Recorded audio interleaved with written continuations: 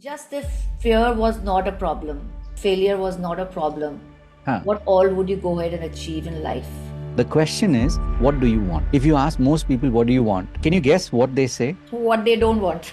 Yes, create hungry goals, which means whenever you look at it, it's like your stomach growls, which means you've not yet, you can taste it, but it's not yet fully there. It's actually your heart, not your intellect, not your head. It's actually your heart that will always win. You've been having this phobia, this extreme fear of, flying or cockroaches or whatever it is. Imagine for the next 30 years, you never, Yeah. you never have to fear what you've been fearing for the last 30. When they really feel it, then they'll receive it.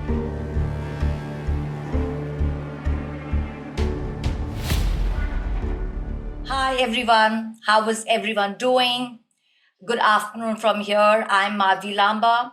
I am a money mindset coach and a CEO of Wings Empowered platform. And I'm here for this special podcast. It's going to be a really interesting affair. It's one of my first podcasts for one thing. And secondly, I've got my partner, my co-host who's joining in is someone who has got so much of information to share. And that is something which all of you want to know because he is not only a hypnotherapist, but he's someone who knows the mind much better and can give us a lot of tweaks and a lot of stories how we can use our mind to create like a life what we desire for. So without much further ado, I'll call in for Rahul. Hi Rahul, how are you? Hi, Madhvi. Thank you for inviting me. And a little bit of, like there's always behind the scenes and then there's what people get to experience. So a little bit of micro story here. We were meant to meet today because we've had many conversations till now, but our timing somehow just didn't match. Either you were not available or I was not available, but here we are. I really believe that everything happens at just the right time and that I get to be on your pod, your first guest. So I'm really excited to experience the magic, experience what you will be not only leading your listeners through, but even me. So I'm really looking forward to this. That is so exciting. And you said such a beautiful point because I always believe that everything happens when it's meant to be. There's Mm. something which as energy work or also we work on as divine timing. So the more we are able to understand divine timing, so then we are kind of tend to be in flow with life instead of, kind of trying to force things which are not meant to happen. So Mm. saying that, I would love it for you to introduce yourself to everyone about what you do to get a little idea Mm. about what hypnotherapy is about. So let me start where you began your question, which is what do I do? One of the things, of course, that I've been very fortunate to have done is like you are now starting on your journey as a podcaster. I've been very fortunate that I've done now over 100 episodes, and so one of the things that I do is, of course, post the podcast, the I Hypnosis Live coaching journeys. Right, and my intention, of course, is to be able to create a platform for people like us who are healers and coaches who can come share their story. And as a result, people get to know them, people get to know them deeper, and it helps them grow their business. So that's one. It's not just doing the podcast because I know it will also help fellow healers and coaches build their business. That's one thing that I do. The second thing, and this is something that I really deeply not just believe in, but I know that's what makes the difference, which is to have a community. So I've been now building community. If I look at it in one lens or through one lens, probably for the last 15 to 18 years, it has gone through, several, let's say, pivots or there's been a journey of building community. And so today, what I do, of course, is focusing mainly with healers and coaches. I'm sure you know this by now. A lot of us who are in this healing and coaching space, till COVID, we had no idea this is what we would be doing. But post COVID, a lot of people have had that awakening, that realization that I'm meant to heal myself. And then eventually you realize that it's not just about me, I'm meant to help other people. I'm meant to heal other people. And so I've seen a lot of healers and coaches who are at different stages of the journey. A lot of them have already completed certifications, but somewhere along the way they get stuck, right? They get into their own heads. Yeah. That is one of the things that I focus on in our community to create that space so that the healers and coaches have a place to come, have a place to breathe, and then get ready for the next adventure, whether that means building Absolutely. their own communities, whether that means, creating their own programs. These are like the two main things that I do. Of course, as we speak, I'll share more about the journey. But if you ask me, like, what do I do today? These Hmm. are the two things. Fabulous. And you brought in so many fabulous words like community. Mm, It's so empowering, and then actually helping other people, empowering other coaches to correct. kind of find their base. This is a Mm, fabulous thing. And there's a very interesting aspect to even think out, why have healers come up right now? mm, It's not a coincidence, I would definitely mm, say, because it's also about, like, I will again put it with AI. Now that mm, even AI has come up, okay, mm, AI somewhere which has come up in the aspect correct. that so many things will be automated. There will be a lot Mm, of things happening. This mm, world's going to go through a different change. More reasons healers have come up because there is a version of the human brain which is something AI cannot replicate. mm, Okay, even mm, the intuitive ability is something only humans have. So mm, here I want to develop a bit more into your kind of thing about the mind, body mm, and soul connects. I love to kind correct. of go a bit deeper into it, Mm, but before again to that step, I would love to know, how did you start your journey? mm. Tell me a bit about that. Amazing. I love the question.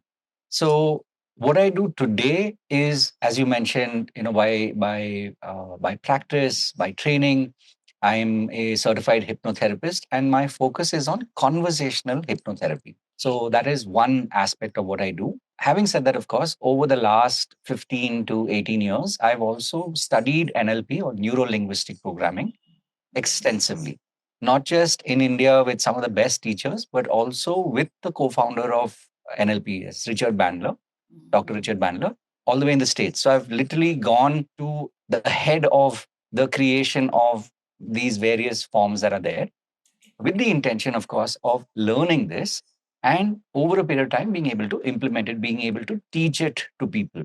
When I go back in time, I did my degree in psychology and I worked in advertising for a while. But if I look back now, it taught me what I didn't want. And so when I started the journey, that's where I realized that counseling, being there for people, being that listener, these are things that I have honed over a lifetime. But in a professional context, I have been building I have done these various courses and built these skills over the last 18 years. And also, I was very fortunate that I got to learn the Eastern sciences also. It's not just, NLP, and hypnotherapy is more sort of a Western approach. When we look at, body work, when you look at Reiki, even working with intuition, like these are things that I've actually studied over a period of time. And I've had some amazing teachers over time. So to me, I love this topic and I'm curious to know what questions you have in mind. But this is sort of like the backstory, like how did I and where did I go Okay. to learn all of this? And of course, not just learn it, but to impart it to teach other people so they can go out and create their own version of this. So I want to know something interesting, because today I had a conversation with, I'd gone for a hypnotherapy session and I Mm, was a conversation. What, according to you, is the mm. top most, like, I want to give me some myth busters. What Okay. is the top myth when it comes to hypnotherapy? I think one of the typical ones that you'll hear is mind control. Yeah. So a lot of people, and of course, if you look at media, you look at movies over the Hmm. last 30, 40, 50 years, even more, whether it's in the West or in India, largely hypnosis is, and not even hypnotherapy, just hypnosis Hmm. is kind of framed as this mind control, Hmm. Jedi master who can trick people.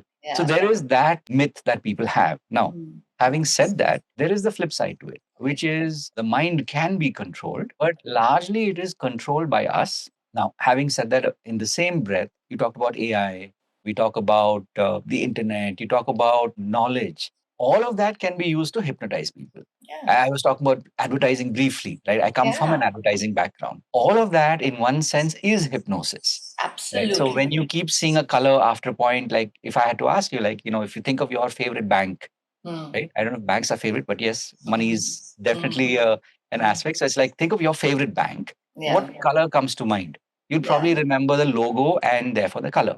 True. So that is a form of hypnosis. Like if I just have to say, don't think of your bank's color and boom, that, Yeah. you'll probably hear the name or see the Opposites. color. Hmm. Exactly.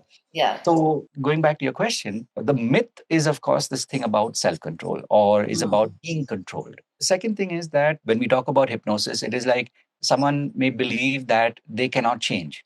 in the correct circumstances, anybody can change. And that is something that drives me in what I do, because when I work with clients, when I work with my students also, this is the belief that drives me, that whoever has come to the class or the session, I believe, so I'm hypnotizing myself. I believe that they can change. And a lot of times they'll say, what are you seeing that I'm not seeing?